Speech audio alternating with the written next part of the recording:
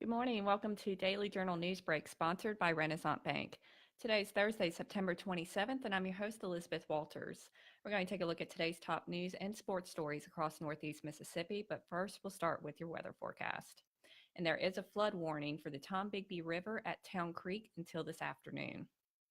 Today we'll have cloudy skies with a high of 73 and tonight's low around 59. And over the next 3 days, on Friday, we'll have sunny skies with a high of 80 and a low of 60.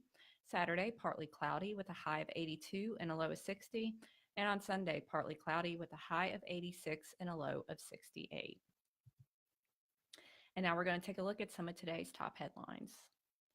The warehouse of Washington Furniture in Pontotoc was destroyed after a fire on Wednesday. Our colleagues at the Pontotoc Progress reported throughout the day that on the blaze, which started around 9:45 a.m. While the exact cause of the fire is not known, Pontotoc Fire Chief Lance Martin said that the fire appeared to have started on the conveyor belt area of the plant located near a firewall, which separates the warehouse area from the furniture manufacturing lines.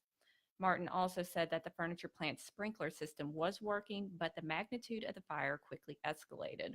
And this marks the second major furniture plant fire in Pontotoc County this year, as parts of American Furniture Manufacturing's facility in Ecru were destroyed in January.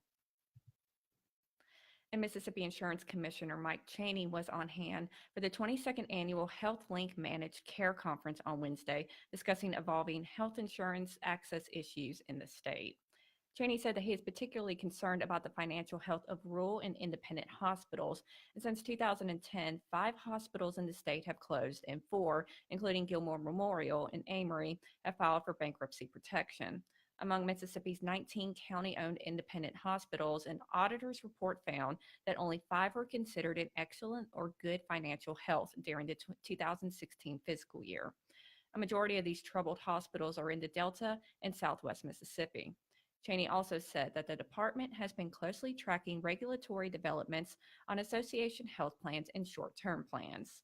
The Department of Labor guidelines revised and expanded the definitions to allow more small business and self-employed individuals to potentially benefit on the association plans and similar groups. And Chaney discussed the increasing frustration with surprise medical bills. State law prohibits balanced billing, but federal law doesn't prohibit this for self-funded health insurance plans. Air ambulance companies are among the worst offenders in the state, but the insurance department has advocated successfully in about 60 cases.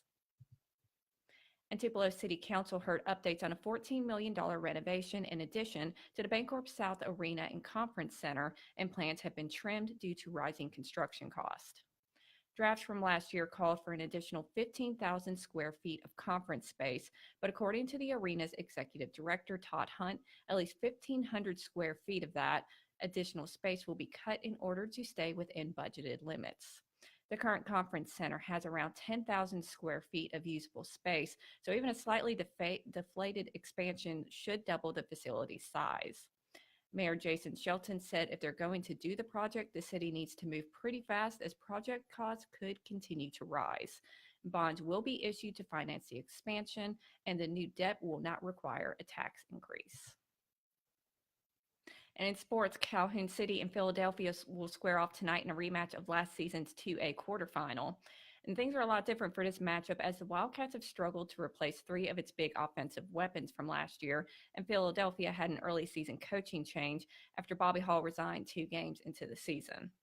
Calhoun City is facing a Philadelphia offense that has quarterback Asher Morgan throwing over 1,000 yards and 9 touchdowns, and Rodarius Triplett has 239 yards and 2 touchdowns on the ground. And this is just one of this week's matchups that will follow. You can hear more on this week's Prep Rally podcast and later this afternoon on the DJ Preps High School Football Preview Show.